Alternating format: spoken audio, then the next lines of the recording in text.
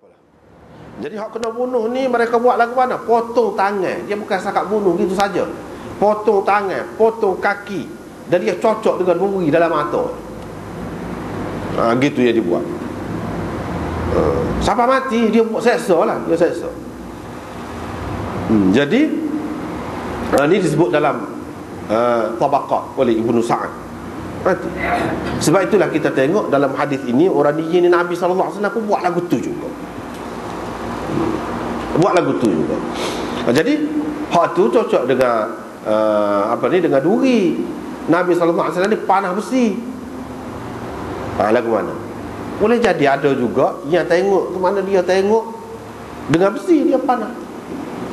Sebab dia sebelah ekor, 12 ekor untuk. Tu dalam riwayat yang lain sebut 12 ekor untuk. Seekor dia sebelah situ. Jadi sebelah tu bila ada api boleh jadi ada panah tu dia galak lah kita kata. Galak sangat, pokok dia tu panah tu dia selah dalam mata penggembala sana. Dia hukum. Sebab tu Nabi SAW buat lagu tu juga.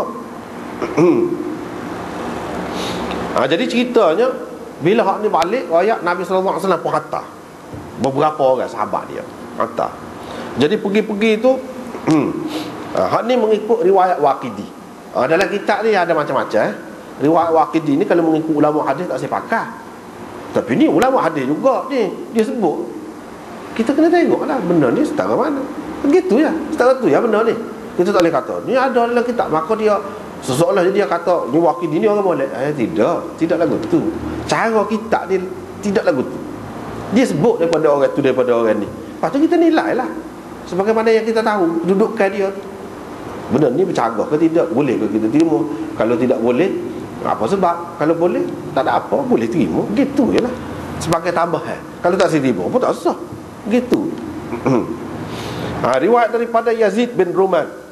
Dia dalam hadis dia kata Rasulullah SAW hantar untuk kejar mereka itu 20 orang dengan berkuda. Ini riwayat Waqidi ni dalam Maghazi dia. Ini pun Ahlul Maghazi juga ni. Supaya dengan Ibn Ishaq Sahibul Maghazi juga. Jadi ramai ni Ahlul Maghazi ni. Tapi hak kebanyakannya tak pakar lah benda ni. Waqidi ni pun ulama tak saya pakar dia. Tak saya pakar. Nabi SAW lantik Kurz bin Jabir Al-Fihri. Mereka ni pun kejar tengah malam tu malam situlah di Harrah. Esok pagi mereka kejar, tak tahu nak pergi mana, tak tahu nak turun ke mana. Tiba-tiba mereka berjumpa dengan seorang perempuan yang bawa katif ba'ir, bawa daging ni, tulang belekak, daging unta tu, mana dia mau tubuh ke dia.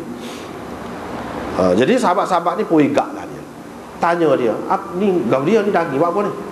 Dia kata aku lalu dekat satu orang, kumpulan orang, mereka itu 9 unta. Dia mau tubuh kat aku, kata dia. Dia pun kata, mana? Duduk mana? Dia mau tu. Dia kan kalau ahli sirah dia, ahli sejarah dia kan cerita dia tu molek, bertaut molek kan. Nampak macam cerita drama gitu kan. Duduk mana? Kalau nak buat cerita pun boleh lah kita kata. Kalau hadis ni tidak nampak gitu. Duduk mana? Dia kata Kotu lah kata. Kotu balik tu tempat tanah lapar tu, tempat batu-batu dia tu hitam di sana tu. Kalau mu sampai situ kata dia kamu akan tengok asak-asak dia ada lagi kata. Mungkin dia masuk ni. Dia bakar ni daging unta ni. Pokok sahabat dia pun pergi. Pokok dia baru selesai makan situ. Baru selesai makan. Pokok sahabat ni pun kepung dia. Suruh menyerah. Serah diri. Mereka itu pun serah diri lah. Semua sekali serah diri. Tak terlepas seorang pun. Lepas tu diikat lah. Ikat letak atas kuda. Wak pergi jumpa dengan Nabi SAW. Sampai di Madinah, mereka mendapati Nabi SAW tak ada di bandar betul-betul tu. Nabi SAW duduk di Rabah, bawa pergi dekat Nabi.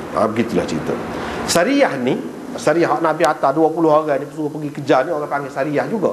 Sariyah Kurz bin Jabir Al-Fihri orang panggil. Itu nama dia.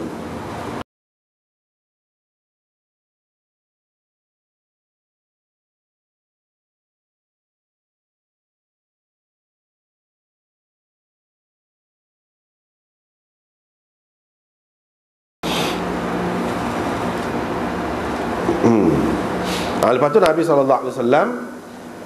hukum lagu tu lah, hukum supaya dia buat tu.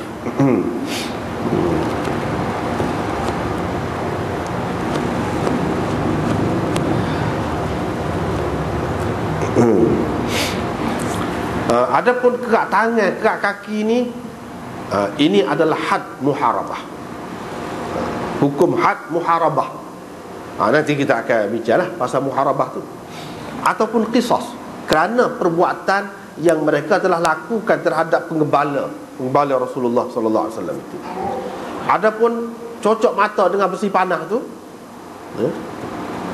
jumhur ulama mengatakan ini adalah qisas, sebagai qisas, maknanya hukum balas balik, hukum balas sebab dia buat gitu kepada penggembala tu, maka dihukum lagu tu jugalah. Dan ulama-ulama pegang dengan hadis ni.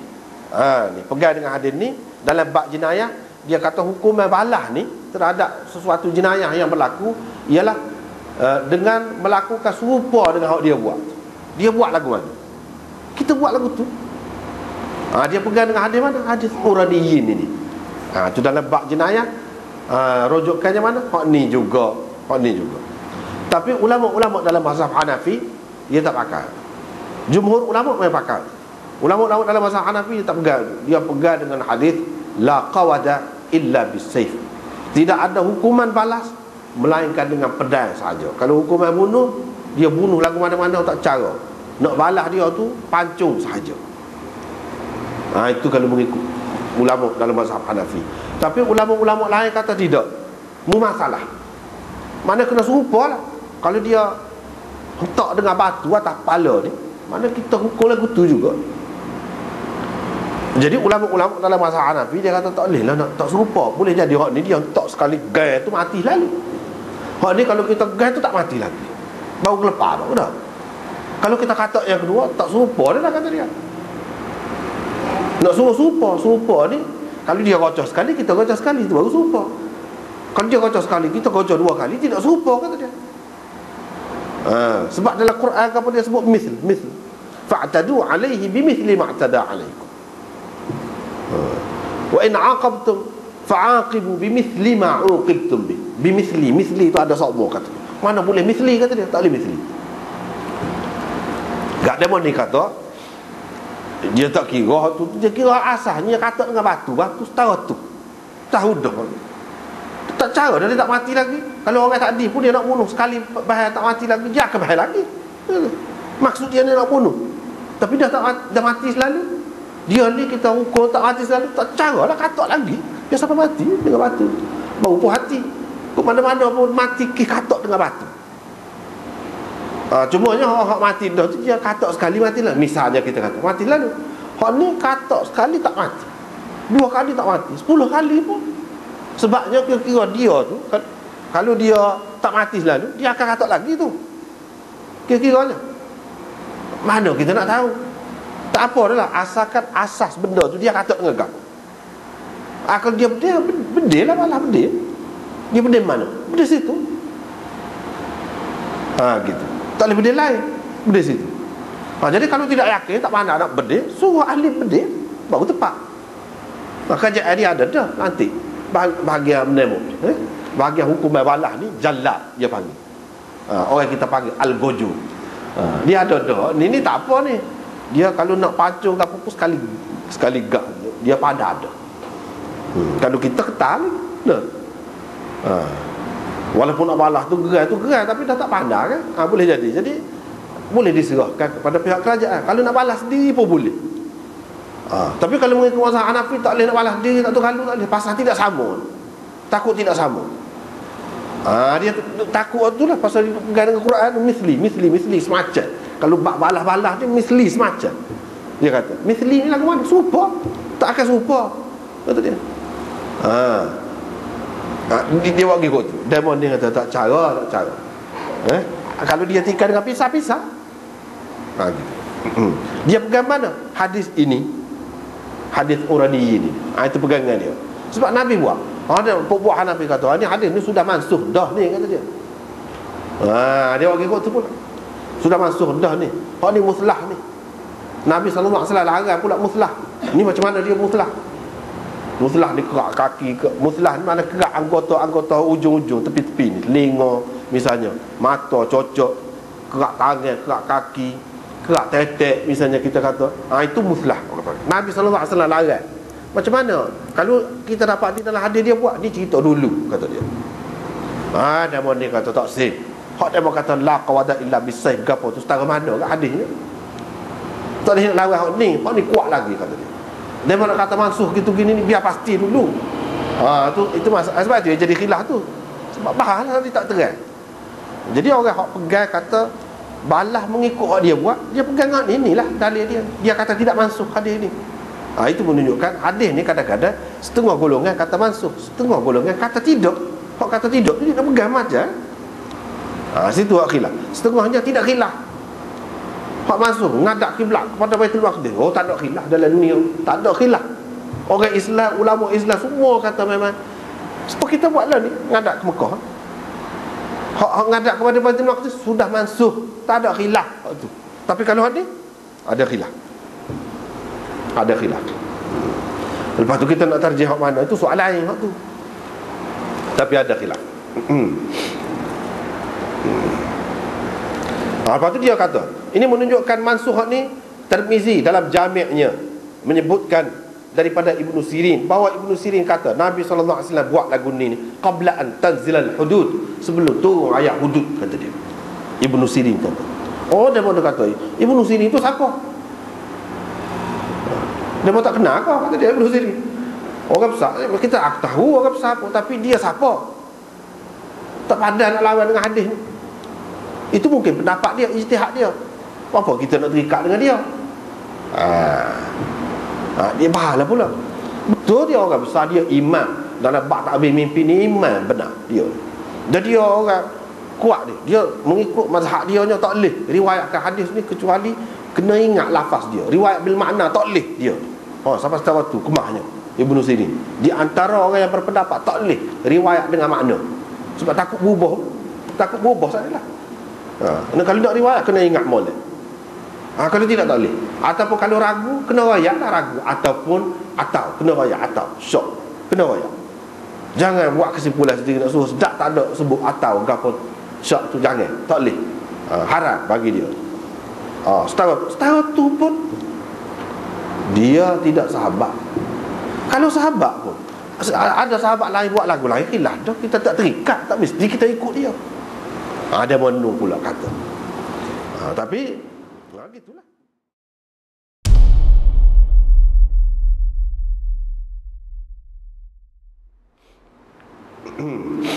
Lepas tu pengarang ni takmilah Fathul Mulhim, dia kata orang-orang zaman kita ni pertikaikan hukuman Islam, kata dia, hukuman jenayah Islam. Kadang dia tengok hadis-hadis umpama ni nampak keras sangat, kata dia. Dia kata padahal tak tengok kau, kata dia. Hak puak-puak ni buat ni terhadap penggembala Nabi ni aqsa minku bi kathir. Lebih teruk lagi, lebih jauh lagi daripada kemanusiaan. Mereka bukan murtad daripada Islam sahaja, tetapi mereka membalas jasa Rasulullah, budi baik Rasulullah yang begitu banyak kepada mereka, dan sahabat-sahabat Nabi juga. Dia balaslah ke mana? Dengan pembalasan yang tidak dapat dibayangkan oleh orang. Kata dia, orang hak biasa pun hak tahu mengenal budi ni, dia tak akan buat lagu tu. Kata dia. Mereka mari, dia kata, pada Nabi SAW tu dalam keadaan lapar, kekek, mari, masa mari sakit, gitu gini sakit, Nabi SAW layan dia dengan baik, beri makan.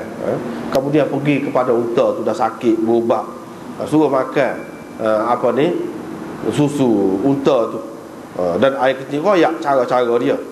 Dan segala-gala hak perlulah, apa yang perlu. Mana tidak sesuai duduk di tempat ni. Kalau kita ni pergi duduk di atas bukit tu, makan angin, hak segar tu dah. Hak ni pun suruh pergi luar daripada kawasan Madinah. Kawasan Madinah ni kawasan wabak. Pergi keluar daripada kawasan untuk mendapat cuaca ataupun keadaan sekeliling yang udara yang menyihatkan. ubat yang baik untuk mereka.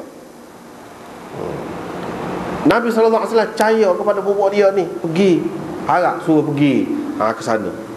Harta dia percaya atas dasar dia ni Islam. Tapi mereka ni bukan sahaja murtad, tetapi rampas unta itu, bunuh pula penggembala Nabi SAW. Tak ada apa-apa kesalahan. Tak ada apa kesalahan. Kerak tangan, kerak kaki, dan macam-macam lagi seksaan ni. Dan cocok dengan dengan duri mata tadi. Dalam setengah riwayat pula disebutkan cocok dengan besi panah dalam mata. Itu yang dibuat.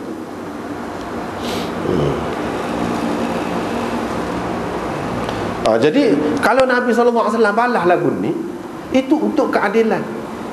Untuk keadilan. Macam mana keluar mati? Adakah dia puasa puas hati kalau dengan je gitu saja? Orang yang buat gitu kepada ayah dia, kepada saudara dia. Jadi hukuman ni bersambung untuk menjaga hak orang, keselamatan, dan supaya orang yang melakukan jenayah lagu ni dia takut dah nak buat.